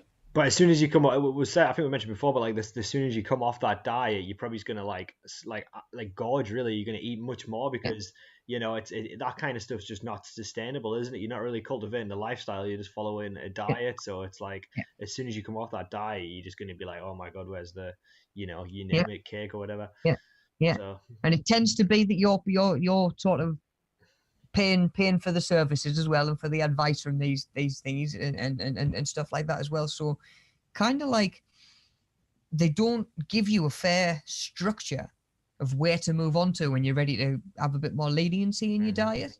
You know, they don't teach you the nutritional information that you need to know, to maybe make steps away from such a harsh diet towards Mhm. something that is a little bit more sustainable. You're pretty much kind of snookered that you need to stay with what they're doing and charging you for at the end of the day, or come off altogether, be free reign, probably put all that weight back on because you're back to eating how you were before because you haven't learned any other way apart from their way. Mhm. And then sooner or later you find yourself back on their door offering to give them more money and sign up again, you know, and True that. you're back on there. And you know, you can go through that process 3, 4, 5, 6 times a year, you know, and that up and down weight gain and loss. It's not good for your body. We've got to shoot off. See you all soon. Bye. See you I'm later, glad you bud. enjoyed this. Glad you enjoyed the session, buddy. As always, give me a shout if Cheers, you man. need anything. See you later, And have a good week, mate. If I don't see you before next week rolls around. Um, Sue says, I don't diet. I just try and eat better and less processed stuff. That is the only way I would say do it, Sue. Yeah. Diet, I don't even like to use in the term of like diet, like a Weight Watchers, or your diet is your food intake for the day. Everybody's on a diet. It's just how good that diet is, you know. At the end of the day, Yeah. there's either ends of the scale, and it's a sliding scale, obviously, but yeah, that is definitely the way that I always do it as well. You know, just try and eat better stuff, make better food choices, keep an eye on the scales. How are your clothes fitting you? How are you feeling sort of energy wise? Are you sleeping any better? How's your mental health? How's your confidence? That's so much more important than sticking to some. I say sticking to. You don't need to stick at it because you don't do them for long enough, really. You know, Yeah. they're crash diets, and you feel absolutely lousy for it. And when you're drastically underfed, like Daniel says, you know, you fall off the wagon, you just end up sort of gorging, you know. Um, Especially when the mindset goes as well, you know, when you realize, oh, I'm a little bit off the wagon now. That's just where it just becomes a little bit of a free for all because Well, I mean, yeah. I mean, I've had friends, dude, who like they've done stuff like this, bro, and it's like they have one day normal, one day only health shakes, and it's so unsustainable because it's like they might do it for a week or 2 weeks, Mhm, and mhm. then they just stop doing it, and it's like I think we could talk about until blue in the face, and I know that, it needs to be talked about until blue in the face because it's the best way to get across the information. But it's like it's as you said, it's like looking at the person's existing diet and making changes to that. So like obviously I haven't done much myself, but like changing from the fizzy drinks I have, changing that to diet drinks, that's already eliminating those calories and everything. It might not be the most helpful, but it's changing something that's in my existing diet. It's something that's more sustainable. Whereas like going from a like 0 to 100, no one's going to be able to keep that up, because the body's not Yeah. used to it, and it's like they're never going to be able to like maintain that. Whereas like you do baby steps and take one thing away. The next thing you know, they've got this lifestyle that they can live. Yeah. It's Yeah. that Like you said, buddy, really good point, man. Yeah. Yeah, that was something that I always used to do with clients in the gym. It would be a case of, right, we're going to take your diet that you're on now and tweak it week on week on week so it's a little bit better and Yeah. you're closer to pointing in the direction that you do actually want to go. Because if I just give you your end game sort of diet and say this is what you're going to be on eventually, you know, like you say, it's too drastic, it's not sustainable. Yeah. It feels like unrealistic. Then you can't attain it. Then you feel like a failure, which gets into this negative mindset again. And it's like it's sort of self feeding, you know. It does just go round and round and round. And like you say, you're setting yourself up to fail. Which again, even just coming back to the mental health side of things, you know, we want our goals to be attainable so we can achieve them and use them as like a almost like a boost. Do you know, I think of them as, you know, when you're playing like a racing game like Mario Kart and you hit the 3 green arrows and you speed up and get a little bit of a boost for a little bit. Yeah. That's what I think about it. Like you hit your goals, it's like boom, scoot on towards your next one. Yeah. You might sort of be slowing down a little bit by the time you reach the next one. Sure. But you're well on your way, sort of thing. You've achieved it. You know, you don't want to give yourself a booster that's so far away or so unattainable that you miss it altogether, because that'll just knock the wind out. It knocks the wind out your sails. It's disheartening, and you know, you can end up going on a bit of a binge even more and really coming off the wagon. And by the next time you come round to start looking at your diet, you're actually a step behind where you were the first time, you know.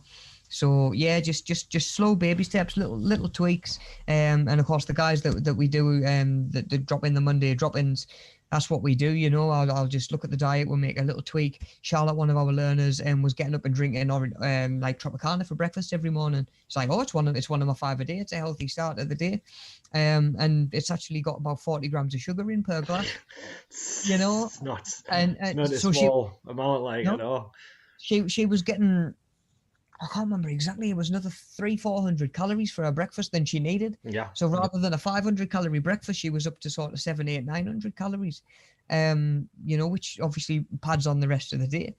Especially if you've only got so many calories to spend. You get to 3 o'clock in the afternoon, and all of a sudden you've spent your budget of calories for the day, and you've got like 9 hours till bedtime, and you're going to bed starving. Exactly. It's no good. You know, we want to think about what we're spending our allotted calories on and making sure that it's going to fill us up and give us what we need as well. Totally. You know, but yeah, I think those two areas are really well sort of separated on there.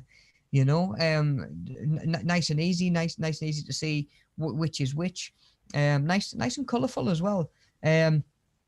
So we've got diet including a fitness plan at the right hand side. So a diet including a well-planned fitness plan, I'm going to enlarge that, will not only be beneficial to your health, but will also assist you in your weight loss. Yeah, definitely getting a fitness plan coming in as well with your diet. Do you know what's really funny, mate? Do you know what's really funny? And I've identified this in people over the years. The people that aren't exercising, that aren't burning the calories, are probably the people that are more likely to be eating the donuts, the crisps, the fizzy pops and stuff like that. Whereas they're the ones that aren't really creating space in their diet for it through exercise. True. The people that are exercising and burning 1,000 calories a day in the gym or whatever it is, and probably could afford these things a little bit more. They're the ones that are saying, no, actually, I don't fancy that. I'm going to have this. Yeah. I'm going to have chicken. I'm going to have an omelet or something like that. Totally, man. You know. And it's so funny that the ones that maybe could get away with it a little bit more aren't as interested in doing it that way, you know. I think it's because it's you know, it's like, it's just the kind of the way it is, right? I think that, you know, whenever you concede one thing, you're always more willing to concede another thing. So for example, like if you think, you know, say you work out, right? Say you have a decision to work out. If you work out, then after you've worked out, you feel good. It puts you in a positive mindset. So you start to think, okay, I've worked out today. I'm probably not going to eat healthy because I'm on a good roll. Whereas if you don't work out and you think, I didn't work out today, and then you thought, then, you know, you're going to order takeaway and you think, well, I already didn't work out, so I might as well just go, you know, all out. And it's like, you know, one positive thing can lead to another positive thing, whereas one negative thing can easily lead to a negative thing as well. So I feel like it just seems to work that way, I think, you know. Definitely, mate. It's like you say, just repetition, isn't it? You know, but no, that's a really good point in that, like, they go best hand in hand as well. Their fitness plan with the diet, and I think it speaks a lot for that sort of black and white, on the wagon off the wagon mentality, doesn't it? Like, I'm either doing it or I'm not. If I'm doing it, I'm exercising and I'm eating well. If I'm not doing it, I'm probably doing neither. Yeah, you know, totally. Which signals to me that we need to collectively start to think about exercise and fitness in a totally different way. More of like, I think I mentioned it the other week. I've started to try and present it as like a volume dial. Yeah. So when you're waking up and you're feeling really good and you're feeling really engaged in what you would normally class as on the wagon, you might have the more challenging things at the higher end of the scale, and you say, do you know what? I'm feeling at a level 10 today. I'm gonna go out for a 5 mile bike ride or whatever. Yeah. Whereas on the days that you're not feeling so great, rather than hitting that off switch, so them days that you'd be in danger of falling off the wagon, can you bring that volume dial down to a 2 or a 3, which might just be a stretch at the end of your bed, or it might be just doing a little bit of meal prep for the next day? Can we get some stuff done I totally agree. without coming fully off the wagon? I always looked at it that way. Even like when like we're studying languages and stuff, and you can apply it to anything. It's like, do something, like, even if it's 5 minutes, because the actual, how effective that time is, that 5 minutes, or how effective that 5 minutes of exercise is not actually important. What's actually important is that you did it, and you didn't lose your streak. So it's like that's more important, is the overcoming the mental barrier to commit to the learning or the commit to the exercise. That's actually the most important thing, because it shows that you had the will to be able to do it. So then the next day you're going to be more likely to do it. So even the fact that that 5 minutes you spent stretching might actually be ineffectual, it's the fact that you did it that's actually more important. Yeah, especially doing it on a day where you probably didn't feel like doing it. Exactly. Like you say, buddy, success sort of breeds success. And it's easier to wake up the next day and say, all right, do you know what? Yes, I wasn't exactly where I needed to be yesterday, but I still got something done. I was still pushing forward. It's what got me thinking about it was I'd seen something about what it's like a pause play mentality. We got ourselves kidded that we can hit the pause button and come back to our goals tomorrow or next week or next month and think that we're going to pick up from the same place. But chances are, right, there's no chances are about it. We slip backwards. You're either making progress or you're coming back over. Now, on the days where you don't feel like doing very much, doing a little bit of something, it might not be a massive step forward, but it stops you slipping in the other direction, and it stops you hitting that pause button, because once that pause button's hit, it's so easy to just leave it a day, a week, a month before you hit play again. And start chasing these things again. And again, you might be in a worse place than when you started the first time, So yeah, I think that is, again, not even necessarily just for us guys to think about, but I think as a whole, I think we need to assess the way that we're looking at exercise and fitness and nutrition and stuff like that, and try and get us into the idea of, do you know what, if we had a goal to go to the gym today and do 45 minutes and I'm not feeling it today and there's something gets in the way, that doesn't mean we don't do anything and we order a pizza for tea. That means that we maybe go for a little walk around the block when we get in from work. Yeah, exactly. We've still done something. And of course, we've seen just from this morning, looking through some of these, how important it can be on your mental health. Exactly, buddy. Yeah, you're not wrong at all. Yeah. And then probably the most informative box on that diagram is probably the top left, the psychological side of dieting, which is kind of what me and Daniel just been talking about, and how to set yourself up for success, pretty much. Motivation and a positive mental attitude can greatly increase the success of any diet. Yeah, I'll make a bigger mate if it makes it. Yeah. Oh, it's no worries. I'm trying to read it on, having it open on PDF on my end, rather than trying to read it on the stream. But maybe it's a bit easy enough. Just get it a bit bigger for the guys to have a read. Yeah, it's a bit bigger there, so that'll pop. Yeah, nice. Cheers, man. So again, all different colors on this. It's nice and bright. So different ways to motivate yourself and stay on track, which is something we were just saying is really important. We are trying to ditch old habits, and we are trying to picture yourself thin or picture yourself however you would like to end up, you know, your end product. You might have more muscle on you. You might be a little bit thinner. You might just be a little bit healthier and able to run up the stairs without getting out of breath. Whatever image you've got in your mind, we're trying to keep it in our mind. And like I was just saying a minute ago, we're setting small goals to make sure that we can hit them and sort of assess when we have hit them and boost off, hit that sort of speed boost and head off towards our next goal. You know, rewarding yourself's a really good plan of attack as well. Now, do you know what? When you say reward, when it comes to food, the first thing people think of is like a cheat day, cheat meal, or I'm gonna have junk or takeaway or something like that. But can you make your rewards more sort of applicable to your goals?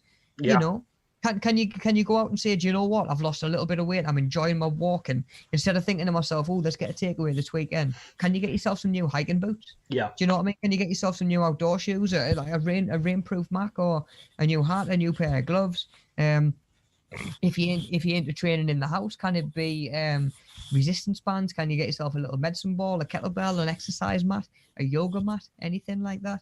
You know, reward yourself with stuff that is, again, sort of conducive towards where you want to end up, and keep that in your mind. Exactly. But the most important thing I would say in there is have a plan. Yeah. Have a plan. You know, they were saying if you fail to plan, you plan to fail. True. And it's exactly the same with your food. Just don't wake up in the morning and be like, what healthy choices am I going to make today? That's where your meal prep comes in really handy. Exactly.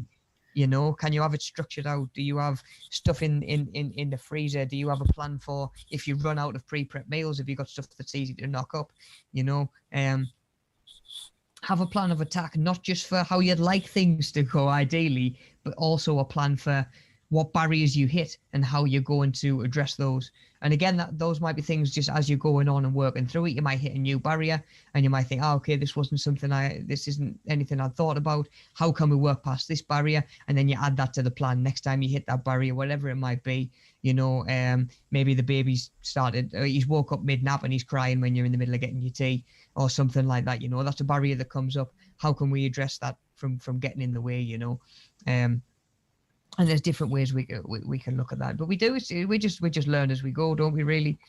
But yeah, I thought that that poster was really well sort of structured, really well sort of laid out, easy to follow as well. Yeah. Couple of pictures on there to back up there, to just sort of again make it a little bit more human, a little bit more sort of anecdotal as well. That quote from Nathan on the left hand side, and like I say, just nice and colourful, straightforward.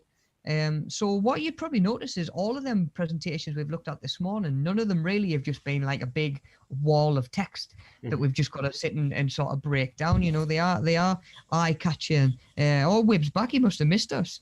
Yeah, he's missed us that much. He's come back. Okay, cool. But yeah, when it comes to them presentations, you know, we can see that they've been sort of planned out in advance. Yeah. But if you don't mind just loading up the presentation skills workbook as well, we can actually get a look at. I think the only thing that we've got left to do in this workbook for now is me just give a little bit of feedback once the presentation's actually done. So let me know and we will get that booked in. So we've got that one. Yeah, we did page 4 last week. Page 5 probably to have a look at this week. Yeah. So if we can work our way down to page 5, obviously we did last week what you needed, including visual aids, how it was going to help the audience sort of be engaged and decipher what it is you're trying to tell them. And then we've got just a little one to just get you thinking while you're planning your own. Please circle at least 6 of the positive characteristics of a well-delivered presentation below. So all you're doing is picking out which one of those are going to help you deliver your presentation well. You know what's going to help you sort of get that presentation done, and then from there it is just a case of filling in a little bit of feedback once you've done your presentation in the one-to-one Zoom. So yeah, don't stress too much about anything other than just that little circle and exercise on page 5, and like I say, keep working on page 4 if you need to, where we're just planning out what we need to do. And then that'll do us for the workbook this week. So quite a light week on the workbook this week as well. That'll about do us for today then, guys, actually. I don't know if you've got anything to add yourself, buddy. As always, if you wouldn't mind just taking 30, not even 30 seconds to fill in the survey, which will be in the description, I'm guessing. Yeah. So Yeah. the survey. So yeah, I'm sorry, man. So No. the survey and the fitness video both in the description, guys. So you can just get that just by clicking on underneath the video, and there you go. It'll have all of the information that you need, guys. And Yeah. about 30 seconds to do that survey. Definitely. If you're missing any workbooks or anything like that, if you can't find your presentation skills workbook or you don't think you've got it, please let me know and I'll just blast another one over to you so you've definitely got it. And then, like I say, next week we'll start trying to get some of these actually booked in, and then that'll be that one done, and we can move on. But yeah, that's it from me today then, guys. As always, if you've got any questions about anything, just again drop me an email. Pop a comment in the chat or anything like that. Wib says he did miss us too much yet to come back. That's so it's because he knows there's a puppy kicking about now, isn't it? That's it. Yeah. I'll get them introduced when he's sitting still and doing as he's told a little bit more. Okay, guys, that'll wrap us for today then. Cool. As always, reach out and give me a shout if you need anything. If not, stay safe. Have a good week and take things easy. And I'll see you next Tuesday, same time. All good. Thanks a lot, guys. And that's it for today. Awesome. Then. Cheers, guys. We'll catch you guys later. No worries. See you later on, guys.